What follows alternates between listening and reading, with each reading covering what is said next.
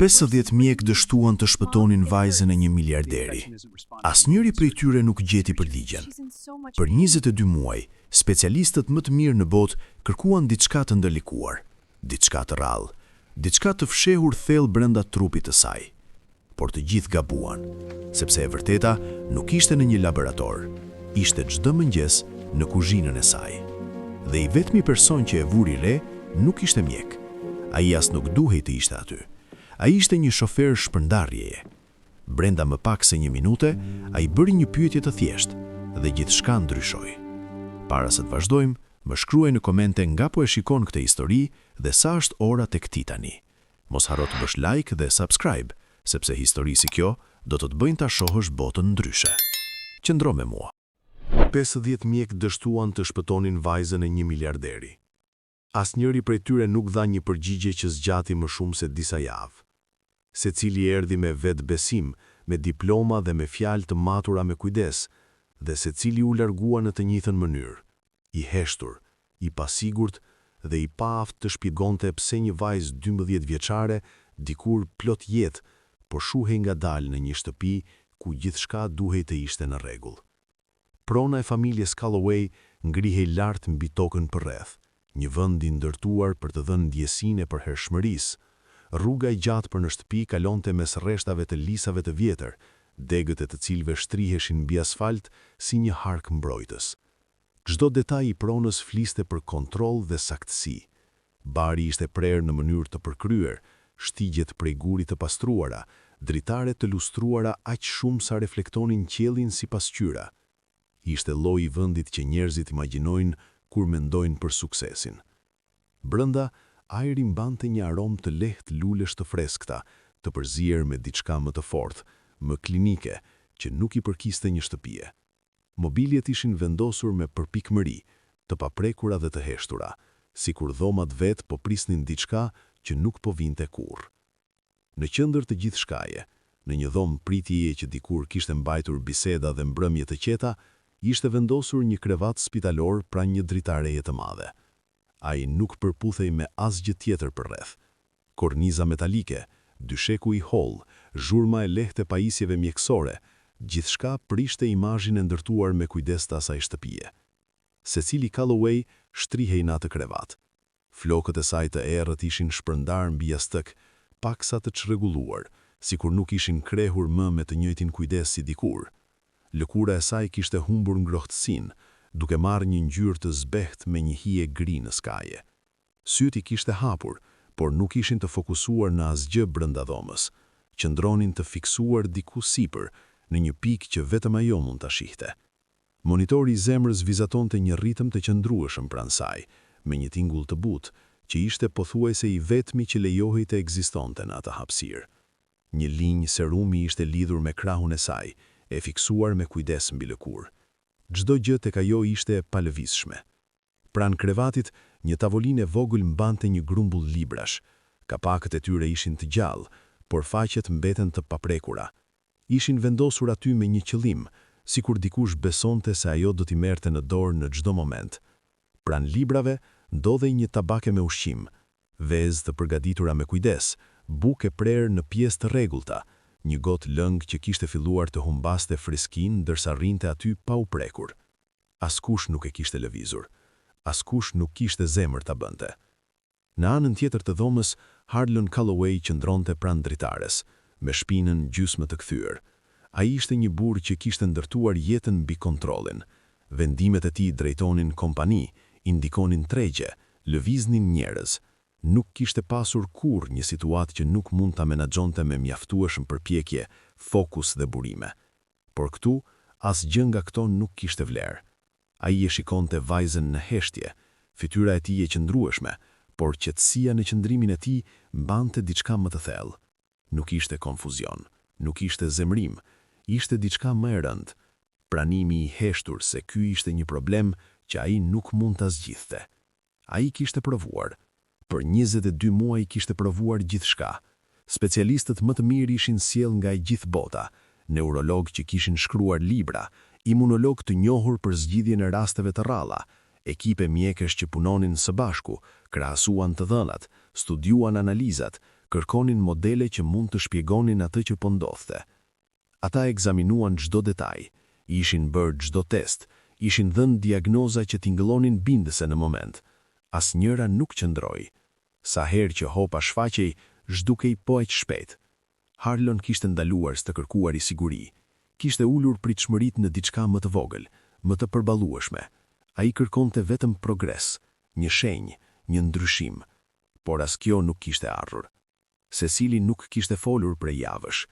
Në fillim, heshtja e saj ishte e rrallë. Ajo ndalej në mes të një fjalie, humbiste mendimin dhe shikonte përreth sikur po e përqiste të gjente. Me kalimin e kohës, këto momente u zgjatën, ndalimet u bën të zakonshme, pastaj fjalët u zhdukën krejtësisht. Tani, ajo qëndronte aty, pranishme dhe munguese në të njëjtën mënyrë. Harlon u afrua krevatit, lëvizjet e tij të ngrohta dhe të kontrolluara. Ai zgjati dorën dhe rregulloi lehtë bataniken pranë shpatullës së saj, një gest i vogël që mbante më shumë kujdes se çdo gjë tjetër në dhomë. Për një moment ai priti që sytë të lëviznin, që vështrimi të kthehej, që diçka të tregonte se ajo ishte ende aty si dikur. Asgjë nuk ndryshoi. Pas tij, dhoma mbeti në heshtje. Pajisjet vazhduan në ritmin e tyre të qetë, librat mbetën të pahapur, ushqimi mbeti i paprekur, dhe në atë qetësi, diçka më e rëndu vendos, sepse pjesa më e keqe ende nuk kishte filluar. Filloi në një mëngjes që nuk dukej ndryshe nga të tjerët. Shtëpia e familjes Calloway ishte zgjuar që para lindjes së diellit, si gjithmonë. Kuzhina mbante ritmin e qetë të rutinës. Kafeja po zihej, enët lëviznin lehtë, mëngjesi përgatitej me përpikmëri. Drita e parë kishte filluar të hynte nga dritaret e gjata, duke hedhur një shkëlqim të butë mbi sipërfaqet e pastruara. Cecili zbriti më vonë se zakonisht. Jo aq vonë sa të shqetësonte, por mjaftueshëm që të vihej re. Ajo lëvizte më ngadalë, me hapa të kujdesshëm në një mënyrë që nuk i përkiste asaj. Zakonisht hynte me energji, duke folur që para se të ulej, duke bërë pyetje që kërkonin vëmendje të plot. Atë mëngjes nuk tha asgjë në fillim. U ul, vendosi duart në buzë të tavolinës dhe e shikoi pjatën sikur i duhej një moment për ta kuptuar. Opelene e vuri re menjëherë. Nuk e fjetur mirë? Pyeti me butësi. Cecili puliti sytë, sikur pyetja i kishte mbërritur me një sekond vonesë. Jam thjesht e lodhur, tha ajo. Zëri i saj tingëllonte normal. Kjo ishte ajo që e bënte të lehtë për t'u injoruar. Fëmijët lodhen, ndodh. Nuk ishte asgjë në atë fjali që të tregonte diçka më shumë. Mëngjesi ishte i thjeshtë dhe i përgatitur me kujdes. Vezë të përzjera, të rregulluara lehtë, bukë e prerë në mënyrë të njëtrajtshme, fruta të freskëta të vendosura bukur në një pjatë anash. Një vakt që balanconte shëndetin dhe rutinën pa shumë mendim. Cecili mori pirunin. Ajo hante ngadalë. Nuk refuzonte ushqimin, nuk e shtynte, por çdo kafshat kërkonte më shumë përpjegje se zakonisht. Në mes të pjatës, ajo ndaloi. Nuk kam dëshirë të mbaroj, tha qetë. Opelene tundi lehtë kokën. Nuk ka problem. Nuk kishte tension në dhomë, as një urgjencë, vetëm një ndryshim i vogël në një mëngjes normal. Harlon ishte tashmë në këmbë, duke kontrolluar diçka në telefon. Dita e tij kishte filluar para të gjithëve, e mbushur me telefonata dhe vendime që do ta ndiqnin gjatë gjithë ditës. Ai hodhi një vështrim të shkurtër nga vajza, duke vënë re ndryshimin, por pa i dhënë ende peshë. Pusho pak pas shkolle, tha. Cecili tundi kokën, pa e ngritur shikimin. Momenti kaloi, dhe dita vazhdoi. Lodhja nuk u largua. Kjo ishte gjëja e parë që ndryshoi. Ajo e ndoqi gjatë pasdites, gjatë mbrëmjes, edhe pënesërmen. U vendos brenda saj në një mënyrë që zumi nuk e largonte. Filloi të lëvizte më ngadalë. Bisedat u bën më të shkurtra. Shkëlqimi në sytë e saj u zbut, i zëvendësuar nga diçka më e rëndë. Megjithatë, asgjë nuk dukej urgjente. Kishte shpjegime të arsyeshme, rritje, lodhje nga shkolla, një gjendje e lehtë që ende nuk ishte shfaqur plotësisht. Asgjë që kërkonte shqetësim të menjëhershëm. Derisa ndodhi dridhja. Erdhi pa paralajmërim. Një tjetër mëngjes, e njëjta tavolinë, e njëjta rutinë. Cecili zgjoti dorën për të marrë gotën e lëngut. Në mes të lëvizjes, dora e saj u drodh. Jo fort, jo në mënyrë dramatike. Vetëm aq që të lëvizte sipërfaqen e lëngut brenda gotës. Një val e vogël, një humbje shkurtër kontrolli. Ajo vdaloi. Shikoi dorën. Pastaj provoi përsëri. Këtë herë arriti ta ngrejë. Opeline e pa. Shpreja e saj nuk ndryshoi menjëherë, por vëmendja u bë më e mprehtë. "A je mirë?" pyeti Cecili. Cecili hezitoi. Mendoj se po. Përgjigja ishte e pasigurt, por jo aq sa të krijonte panik. Harlon ngriti syt nga tavolina. "Çfarë ndodhi?" "Asgjë," tha Cecili shpejt, më rëshqeti dora. Dukeje thjesht, dukeje shpjegueshme, dhe për një moment u pranua ashtu. Por diçka kishte ndryshuar. Mëngjezi nuk ndihej më njësoj. Ishte ai ndryshimi i vogël që nuk përshkruhet lehtë, por që ndihet nga të gjithë. Ndërprerja e vërtet erdhi në darkë. Shtëpia ishte më e qetë në mbrëmje.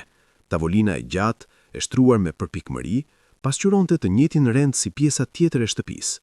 Pjatat të vendosura një trajtshëm, gotat të rreshtuara, ushqimi i përgatitur me kujdes, sikur vetë paraqitja mund të mbante gjithçka nën kontroll. Cecili ishte ulur mes babait dhe gjyshes. Ajo po fliste, diçka për një libër që po lexonte. Zëri i saj qëndrueshëm, mendime të qarta dhe të organizuara si gjithmonë. Pastaj u ndal, në mes të fjalës. Fjalët u ndërpren papritur. Piruni mbeti pezull mes pjatës dhe gojës. Syti lëvizën, jo drejt dikujt në dhomë, jo drejt diçkaje të dukshme, por diku larg, e pa lëvizshme. E zbrazët. Sekondat kaluan. Pa lëvizje. Pa reagim. Pa vetdije. Opeline u përkol pak përpara. Cecili? Asnjë përgjigje. Karrigja e Harlon u shty me forcë ndërsa ai u ngrit. Cecili? Zëri i tij ishte më i fortë tani, i kontrolluar, por jo më i qetë. Asgjë nuk ndryshoi. Shpreja e saj mbeti e ngrirë, trupi i palëvizshëm, sikur toha kishte ndalur vetëm për të. 10 sekonda. 15. Pastaj, po aq papritur sa kishte filluar, gjithçka mbaroi. Ajo puliti syt. Shikoi përreth. Dora ju lu ngadalë me tavolinë. "Më fal," tha me pasiguri. "Harrova çfarë po thosha." Heshtia mbushi dhomën. Jo ajo e qetësisë, por ajo e diçkaje të pathënë. Harlon kishte marrë tashma telefonin. Këtë herë nuk kishte hezitim, asnjë pritje, asnjë supozim se do të kalonte vetë. Ai u largua nga tavolina, zëri i tij i ulët por urgjent ndërsa bënte telefonatën. Në anën tjetër të dhomës, Cecili qëndronte e qetë, pa e kuptuar ndryshimin që sapo kishte ndodhur. Opeline e shikonte tashmën me kujdes, çdo lëvizje e vogël kishte marrë kuptim të ri. Rutina ishte thyer, dhe diçka tjetër kishte zënë vendin e saj. Harlon mbylli telefonatën dhe u kthye, fytyra e përqendruar, pa asnjë dyshim. Kjo nuk ishte më diçka për të vëzhguar, ishte diçka për të vepruar. Sepse ajo ishte momenti kur ai e kuptoi. Kjo nuk ishte diçka e thjeshtë. Mjeku i parë erdhi shpejt. Harlan Calloway nuk besonte në vonesa, sidomos kur diçka dukej e pasigurt. Brenda pak ditësh nga ajo darkë, Cecili u dërgua në një qendër private mjekësore, e njohur për trajtimin e rasteve komplekse pediatrike. Vetë ndërtesa kishte një autoritet të qetë, vija të pastra, ndriçimi kontrolluar dhe një heshtje që t'i jepte ndjesinë se gjithçka brenda funksiononte pa gabime. Neurologu pediatrik që i priti ishte i qetë, i përmbajtur dhe i sigurt në një mënyrë që menjëherë solli lehtësim në dhomë. Ai dëgjoi me kujdes ndërsa Harlon përshkroi atë që kishte ndodhur. Bëri pyetje të sakta, mori shënime pa nxitim dhe ekzaminoi Cecilin me një vëmendje që t'i jepte ndjesinë se më në fund po shkonin në drejtimin e duhur. U urdhëruan analizat. Një MRI, një EEG, analiza gjaku që do të përpunoheshin brenda pak orësh. Gjithçka lëvizi me efikasitet. Harlon qëndroi pranë gjatë gjithë kohës, duke ndjekur çdo hap me një përqendrim të fortë. Nuk ndërhyri, nuk vuri në dyshim procesin. Ai besoi se kjo ishte ajo që duhej të bërë. Të nesërmen pasdite, ata ulën përballë mjekut në një dhomë konsultimi të qetë. Neurologu vendosi një dosje mbi tavolinë dhe foli me një ton të matur. Duket në përputhje me një çrregullim konvulsiv, tha ai, me shumë gjas, epilepsi e hershme. Fjalët ranë qartë. Nuk ishin të paqarta, nuk ishin të pasigurta. Vinin me strukturë, me shpjegim, me një plan. Për herë të parë që nga fillimi i kësaj historie, kishte diçka të prekshme ku mund të mbaheshin. Harlon u përkol pak përpara. Jeni i sigurt? Mjeku e pa drejt në sy pa hezitim. Përputhet me simptomat, episodet, humbja e shkurtër e vetdijes, dridhjet. Kemi parë raste të tilla më parë. Me trajtimin e duhur, mund ta kontrollojmë. Kontroll. Kjo ishte fjala që Harlon kishte nevojë të dëgjonte. Trajtimi filloi po atë ditë. Medikamenti u vendos me kujdes, me udhëzime të detajuara dhe rregullime të planifikuara. Stafi në shtëpi u informua, orari u shënua, dozat u regjistruan, çdo detaj u menaxhua me përpikmëri. Shpresa u kthye në mënyrë të qetë. Nuk erdhi si entuziazëm apo festim, erdhi si një ndjesi më e qëndrueshme, një bindje se më në fund kishin gjetur problemin, se gjithçka që do të vinte tani do të ishte përmirësim. Shtëpia u ndje ndryshe. Jo më e lehtë, por më e drejtuar.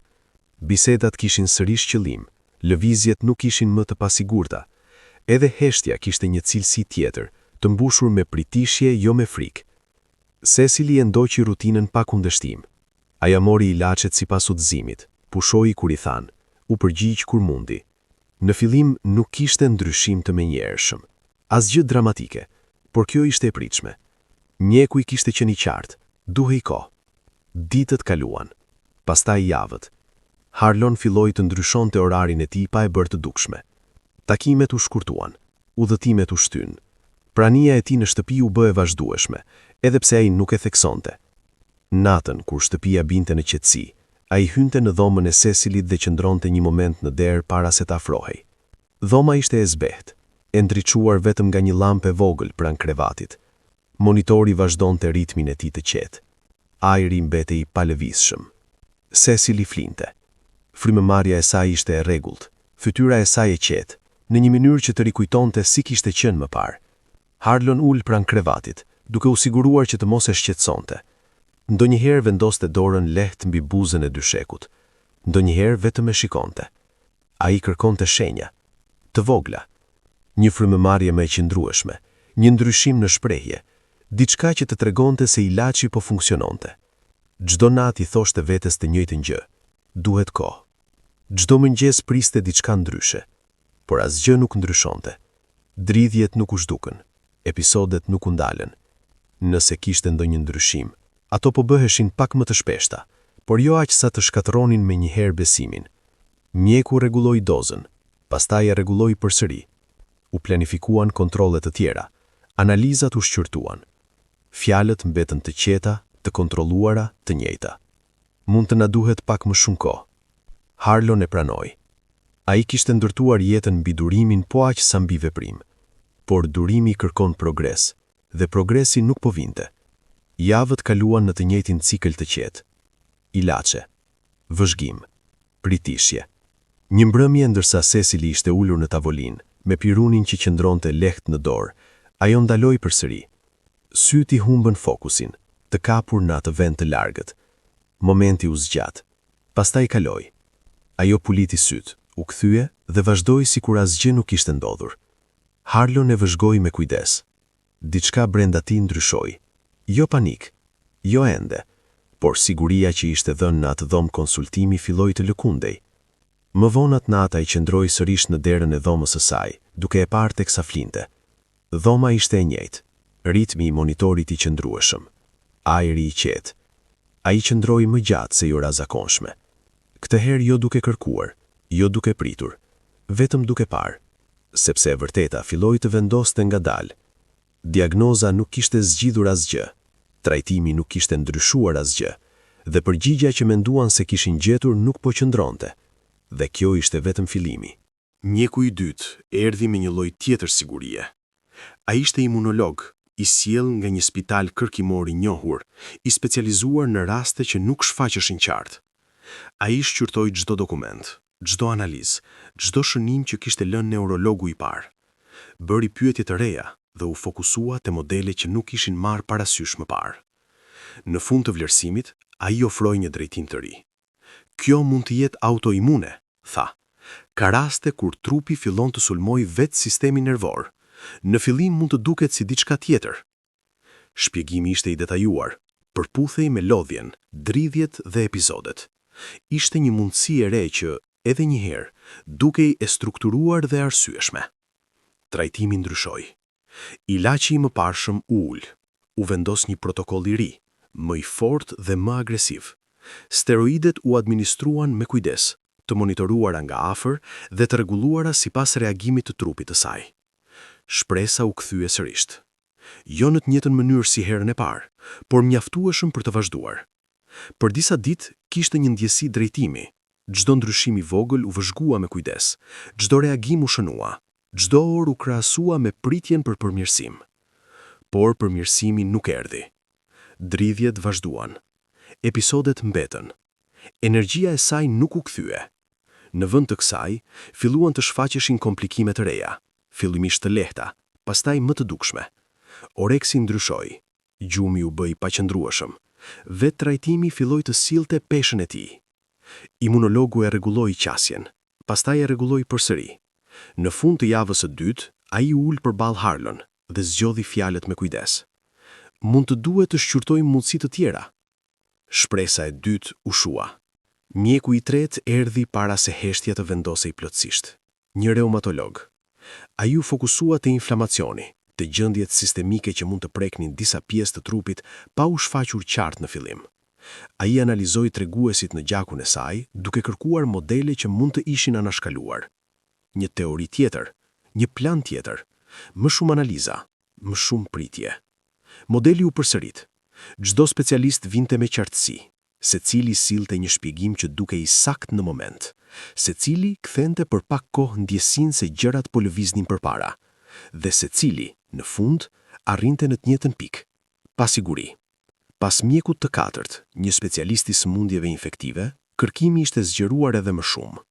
Ai mori në konsiderat infeksionet rralla, gjendje që mund të qëndronin të fshehta dhe të ndikonin në sistemin neurologjik me kalimin e kohës. U kryen analiza për sëmundje që shumica e njerëzve nuk i kishin dëgjuar. Asnjë rezultat nuk dha përgjigje. Mjeku i pestë ishte një gjenetist, i sjell nga një qendër kërkimore në një qytet tjetër. Ai kaloi 2 ditë të plota duke studiuar profilin gjenetik të Cecilit, duke kërkuar diçka që askush tjetër nuk kishte arritur ta gjente. Gjeti disa variante, por asnjë që të lidhej qartë me simptomat. Lista e mundësive u bë më e gjatë. Siguria pas tyre u bë më e dobët. Javët u kthyen në muaj. Shtëpia u përshtat me një ritëm të ri.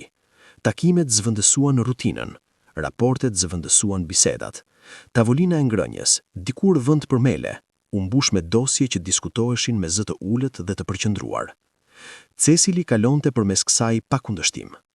Ajo ndiqte udhëzimet, qëndronte gjatë ekzaminimeve, përgjigjej kur mundej, por diçka tek ajo vazhdonte të largohej.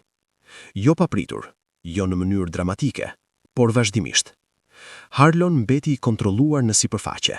Ai organizonte oraret, merrte vendime shpejt, siguroi se asgjë nuk do të vonohej dhe asgjë nuk do të lihej te pas. Por hapësira mes këtyre veprimesh filloi të ndryshonte. Ai bënte më shumë pyetje, qëndronte më gjatë në konsultime, përsëriste detaje, jo përse nuk i kishte dëgjuar, por sepse kishte nevojë që të qëndronin. Natën, shtëpia mbante një peshë tjetër. Opeline nuk bënte më pyetje me zë. Ajo vetëm shikonte. Rregullonte gjëra të vogla, drejtonte batanien, afronte një gotë më pranë kretit, zëvendësonte ushqimin që kishte mbetur i paprekur, me diçka të freskët, edhe pse e dinte se do të mbetej po ashtu. Lëvizjet e saj ishin të qeta, të kujdesshme, sikur ruajtja e rregullit mund të ndalte shpërbërjen e gjithçkaje. Ajo nuk qante më aty kur mund ta shihnin të tjerët, por mungesa e lotëve ishte më e dukshme se vetë lotët. Numri i mjekëve vazhdoi të rritej. 10, 15, 20. Secili i respektuar, secili i përvojshëm, secili i bindur, të paktën në fillim, se mund të gjente atë që të tjerët kishin humbur. Ata nuk ishin të pakujdesshëm, gjisht përkërkonin në vendin e gërbuar. Kur numri arriti në 50, modeli u bë i pamundur për t'u injoruar.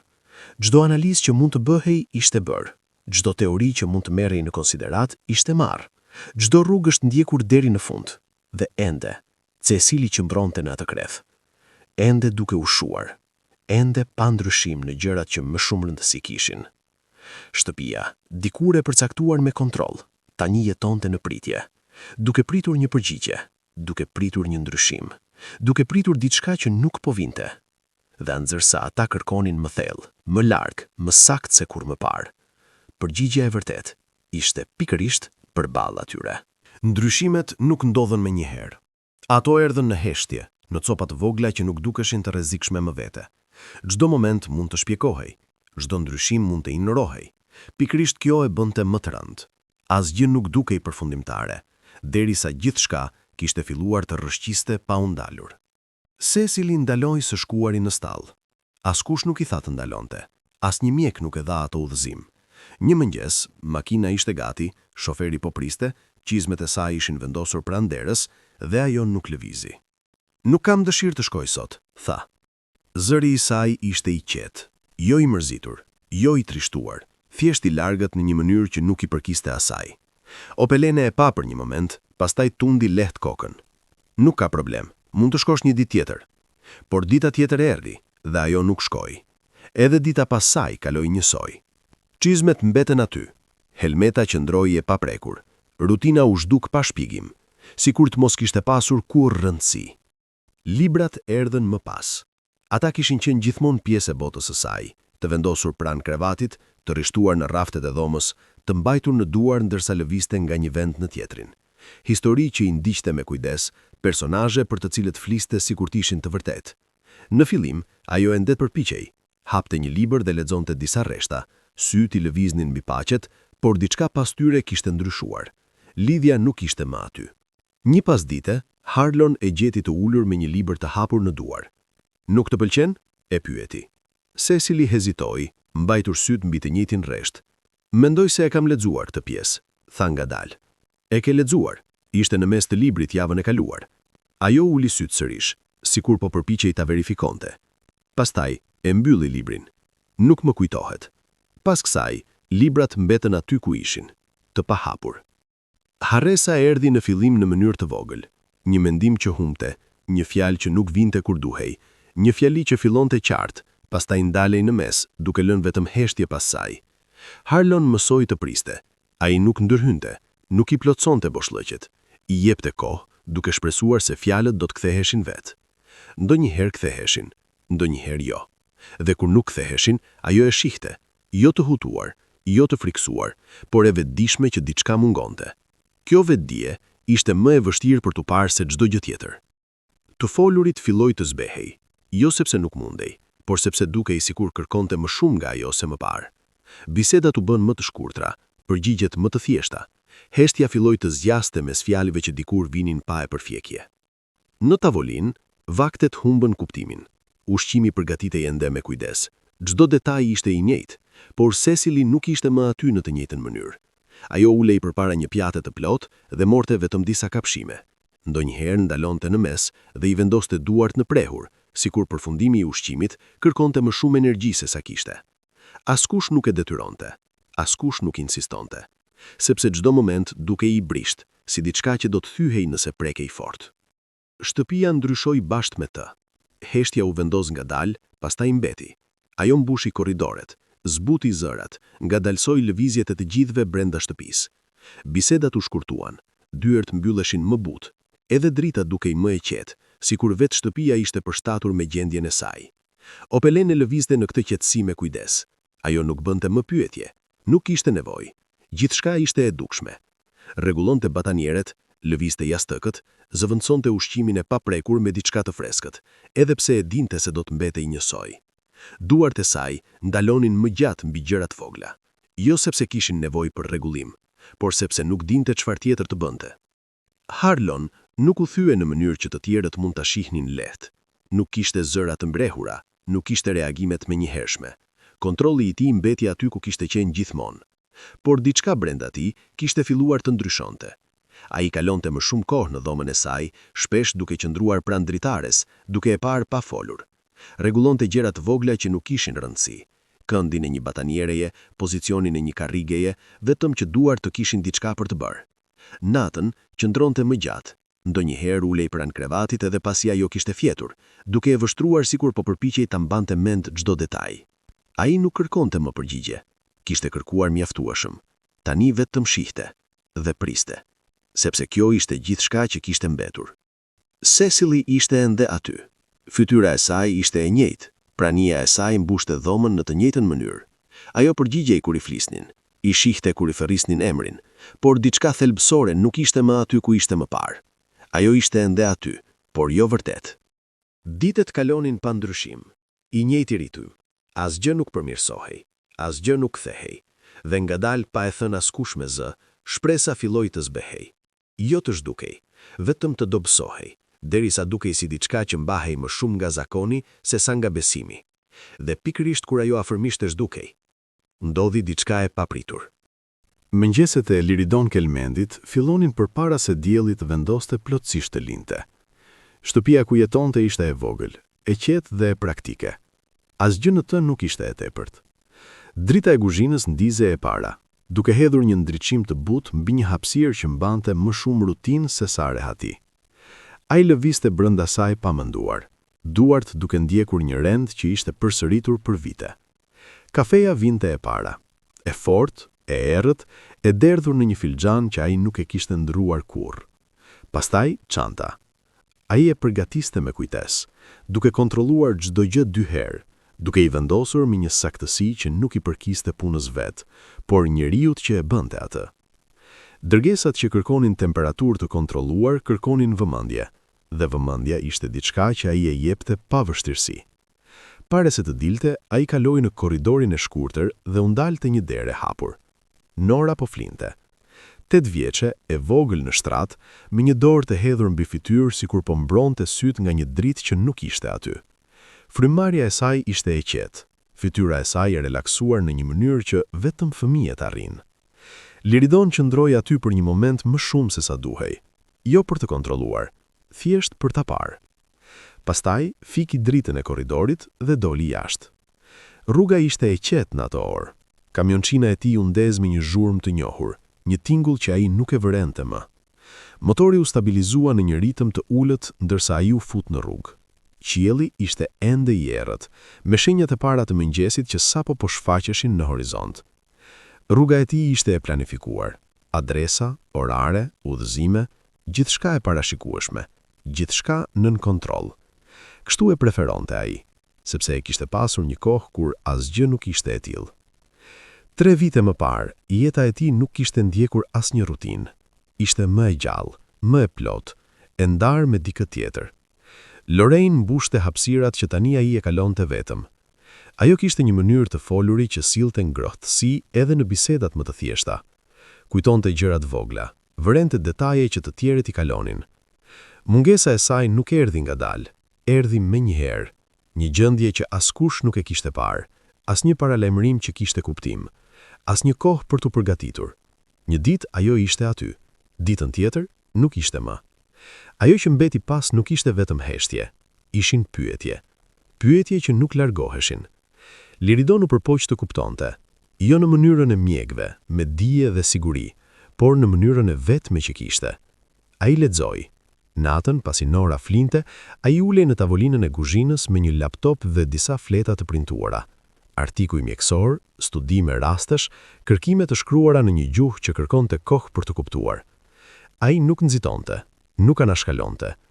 I lexonte me kujdes, duke kërkuar diçka që mund të shpjegonte se si diçka kaq e rëndë mund të kalonte pa u vënë re.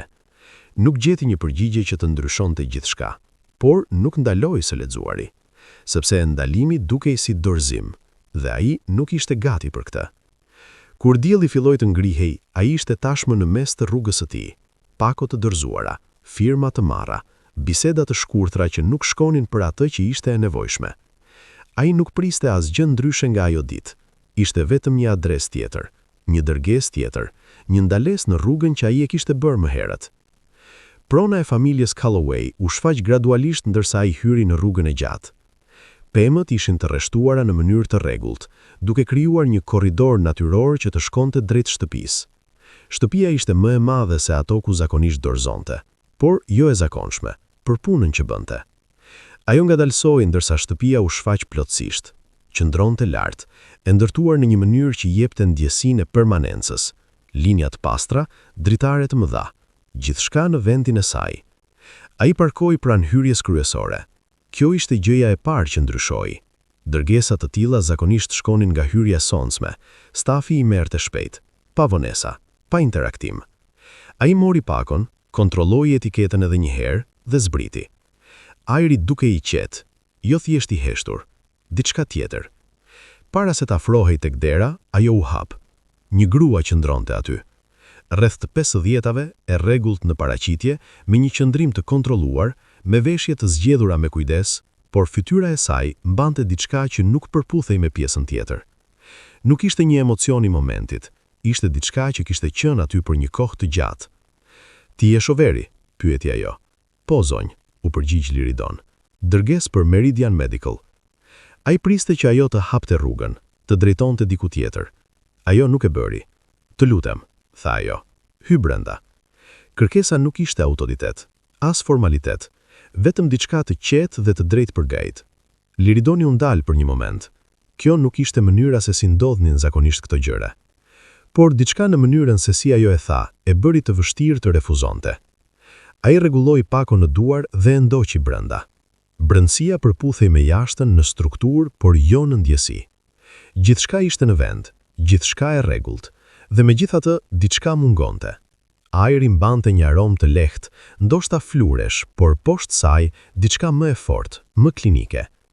Ai kaloi pranë një korridori me fotografi, një vajzë në mosha të ndryshme, në kal, në piano, duke qeshur, pas një kujtes. Fotot ndalonin papritur, sikur koha ishte ndërprer. Ai e vuri re, pa e kuptuar pse. Ata vazhduan mëtej, dhe megjithse ai ende nuk e dinte, ai ishte gati të shihte atë që 50 mjek nuk e kishin parë. Dhoma ndjehej ndryshe nga pjesa tjetër e shtëpisë në momentin që Liridon hyri brenda. Gjithçka jashtë kishte qenë e rregulluar me përpikmëri, çdo detaj në vendin e vet, por këtu ai rend ishte ndërprer. Hapësira mbante një peshë që nuk përputhej me bukurinë e shtëpisë, sikur diçka ishte vendosur aty dhe nuk kishte ndërmend të largohej. Krevati spitalor qëndronte pranë dritares, me strukturën e tij metalike që binte në sy mes ngrohtësisë së dhomës. Drita hynte butë nga jashtë, por nuk arrinte të zbus atë që ishte vendosur aty. Pajisjet pranë krevatit funksiononin në heshtje, duke krijuar një ritëm të qëndrueshëm që e bënte qetësinë edhe më të rëndë. Cecily shtrihej në mes. Trupi i saj ishte i palëvizshëm, frymarrja e rregullt, por prania e saj dukej e largët.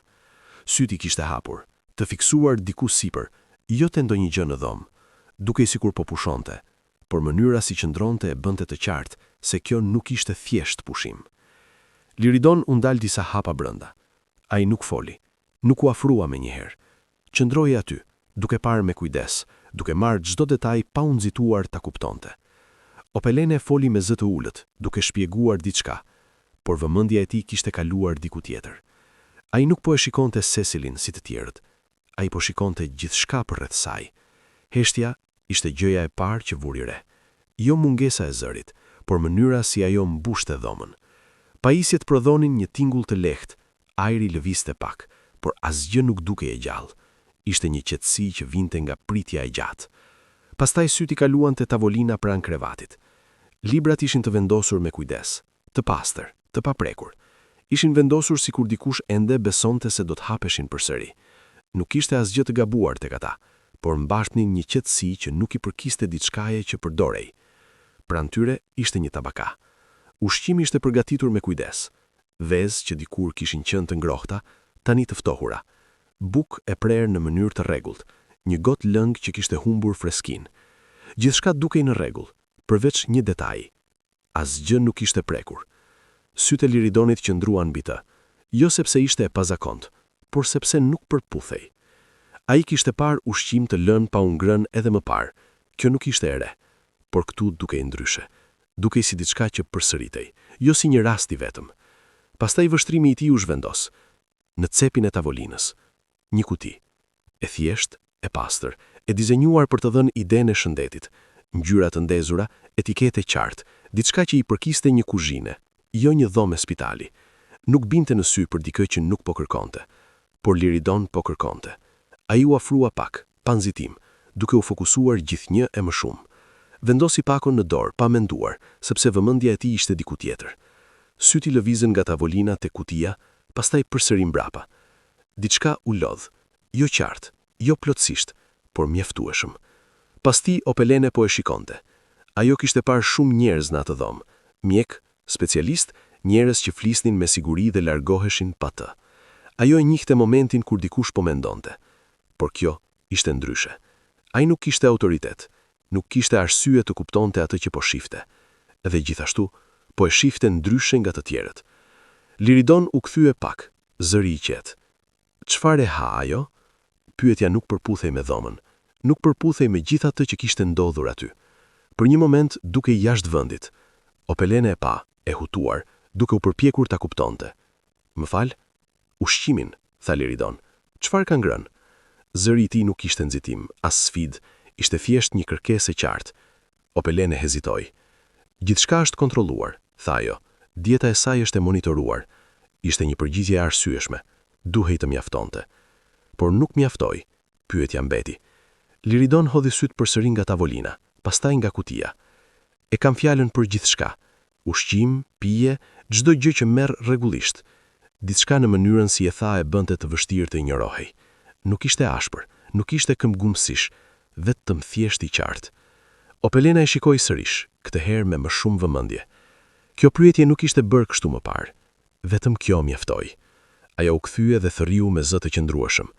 Silvi. Pas disa çashtesh, menaxheria e shtëpisë u shfaq, e rregullt dhe gatshme. Po zonjë. Më sill të gjitha të dhënat e Cecilit, ushqimin, rutinën, gjithçka.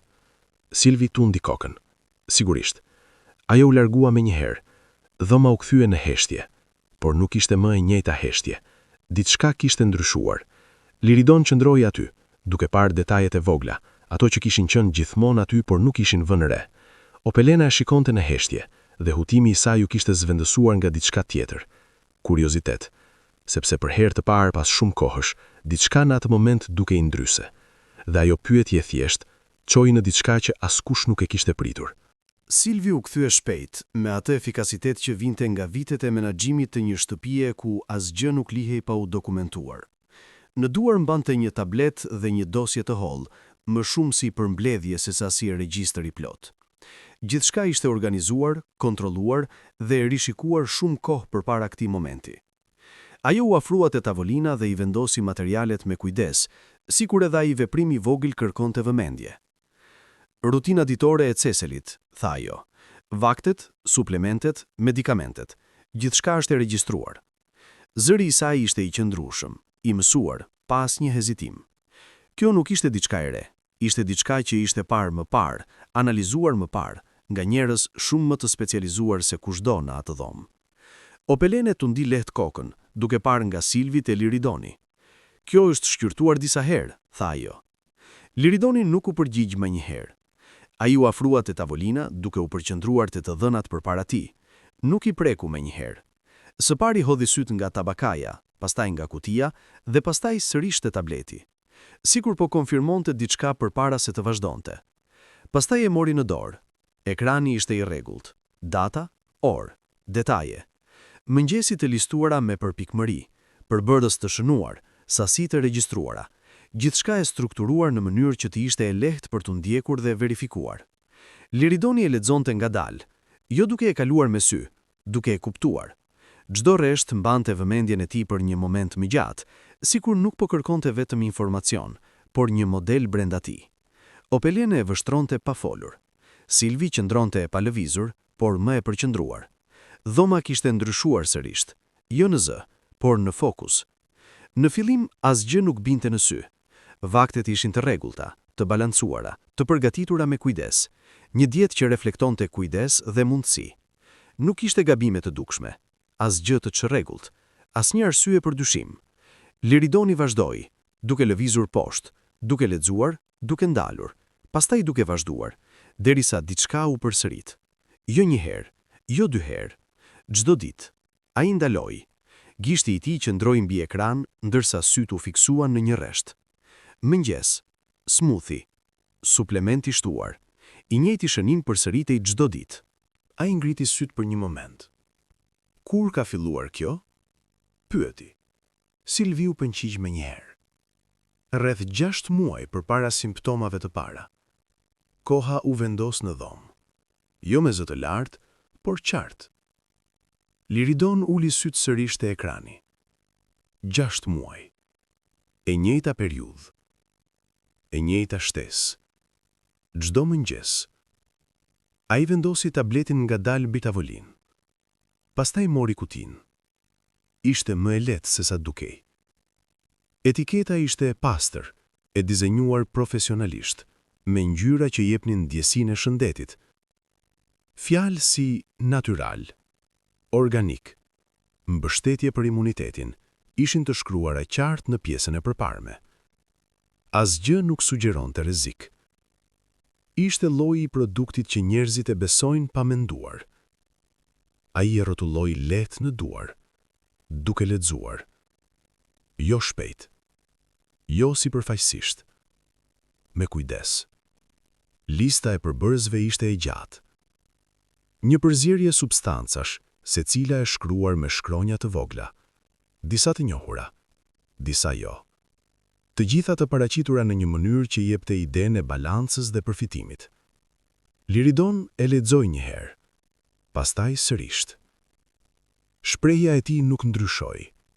Nuk pati reagim të menjëhershëm, por mënyra si e mbante kutinë u bë më e qëndrueshme, më e përqendruar.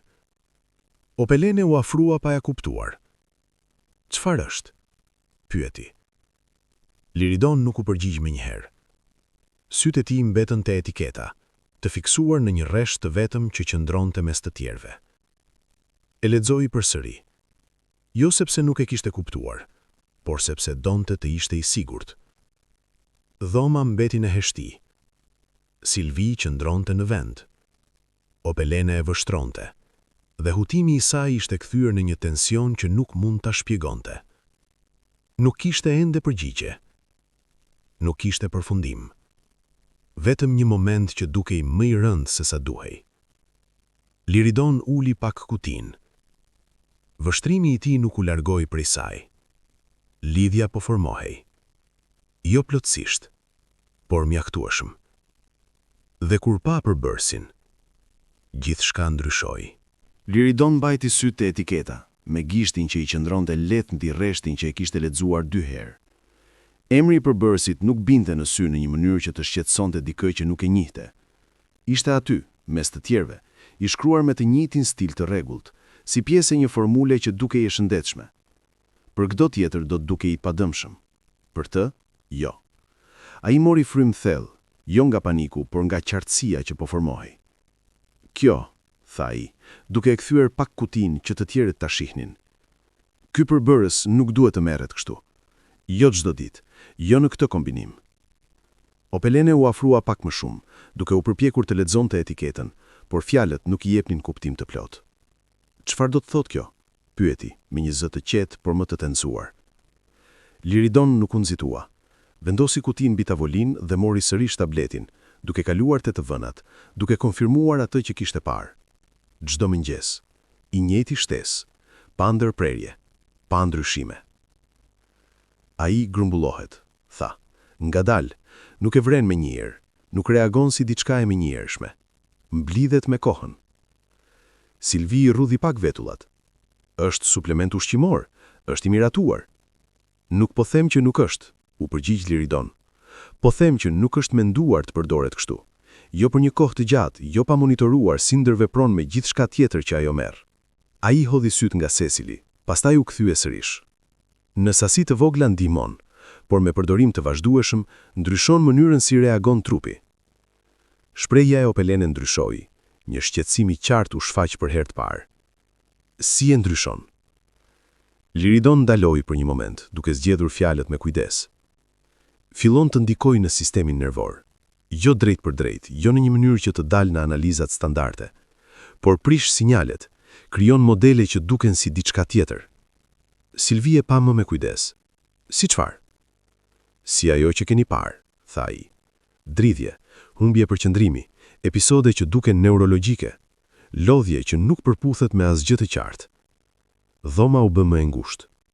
Jo fizikisht, por në mënyrën si gjithçka u përqendrua rreth asaj që po thoshte. Opelene tundi let kokën, jo për ta mohuar, por nga mos besimi. Kjo duhet ishte zbuluar, dikush do ta kishte parë. Liridon tundi kokën një herë. Veçmas, po, por jo kështu. Jo me kalimin e kohës, jo në këtë kombinim me gjëra të tjera, dhe jo kur simptomat mund të shpjegohen me diçka më komplekse. Ai vazhdoi me të njëjtin qetësi. Ai imiton sëmundje të tjera, prandaj nuk zbulohet.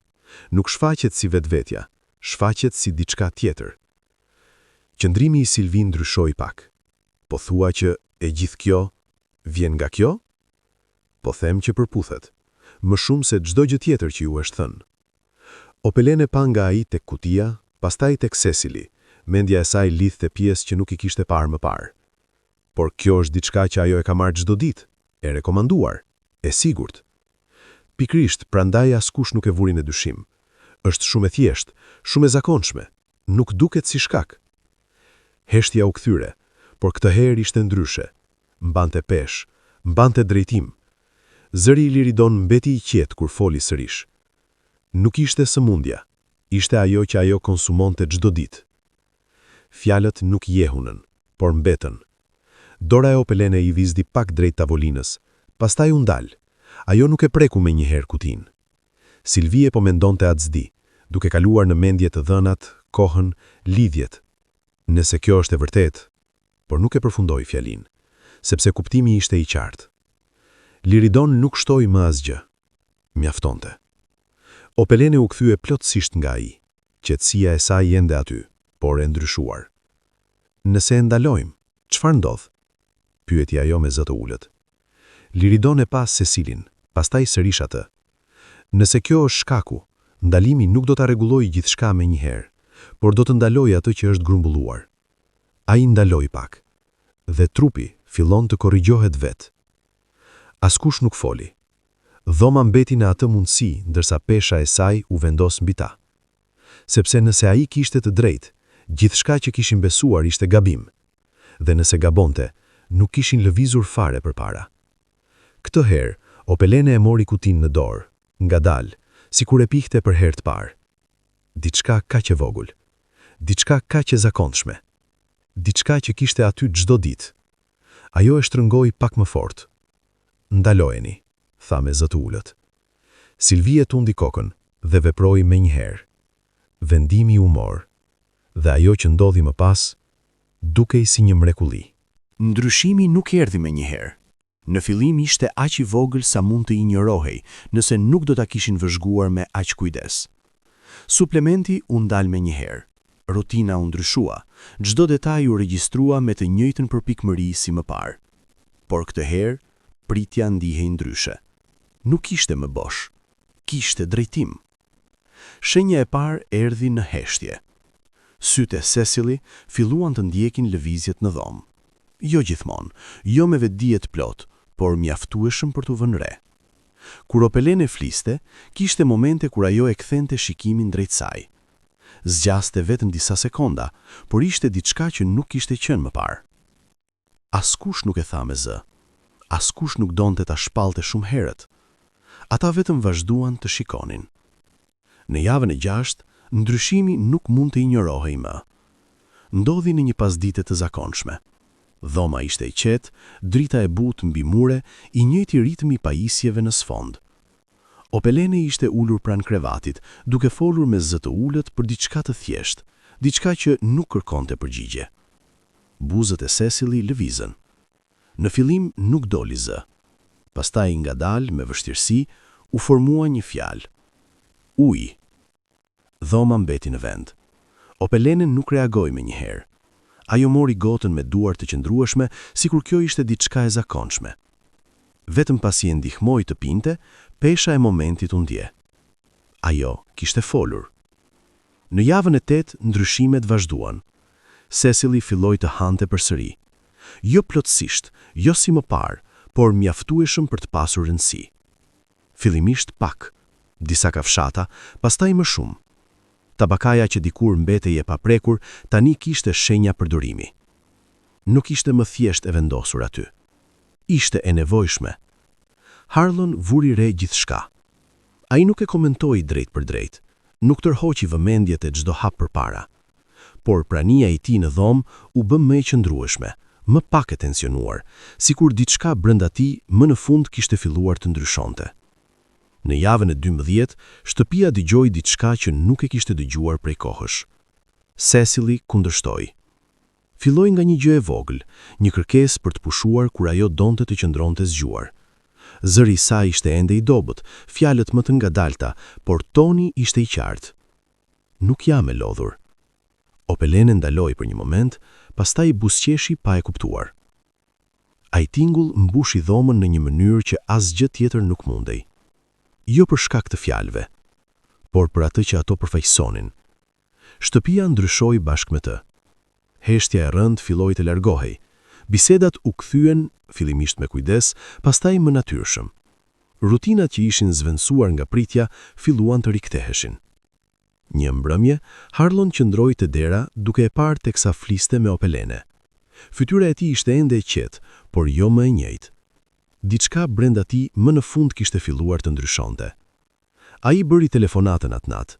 Liridoni u përgjigj në zilen e dytë me të njëjtin zë të qetë. Duhet të shoh, tha Harlon. Nuk dha shpjegime. Nuk kishte nevojë. Ata u tofshën në të njëjtën shtëpi, por ajo nuk ndihej më njësoj. Pesha ndryshoi. Ajri ishte më i lehtë, jo pse gjithçka ishte zgjidhur, por pse diçka më në fund po shkonte në drejtimin e duhur. Harlon nuk humbi kohë. Vendosi një zarfuk mbi tavolinë mes tyre. Kjo nuk e mbulon, por është një fillim, tha Harlon. Liridoni e shikoi, pastaj e ktheu shikimin tek ai. Nuk më detyron asgjë, tha Liridoni. Harlon nuk ndryshoi shprehje. Ti shpëtove jetën vajzës sime. Bëra një pyetje, vetëm kaq, tha Liridoni. Kjo ishte më shumë se sa bën të tjerët. Heshtja mbushi momentin. Pastaj Liridoni tundi lehtë kokën. Nuk mund ta marr. Harlon u përkul pak përpara. Do ta marrësh, tha, jo si urdhër, por si një vendim. Liridoni e shikoi drejt në sy. Jo. Fjala ishte e thjeshtë, e prerë. Harlon e shikoi për një moment, pastaj ndryshoi qasje. Nëse jo për ty, atëherë për të. Dha Harlon dhe për fshipjen. Vajza ime ka një të ardhme falteje. Më lë të bëj të njëjtën gjë për vajzën time. Pasoi një heshtje. Jo tension, por mendim. Sytë e Liridonit u larguan për një çast jo drejt zarfukut, por diku më qetë.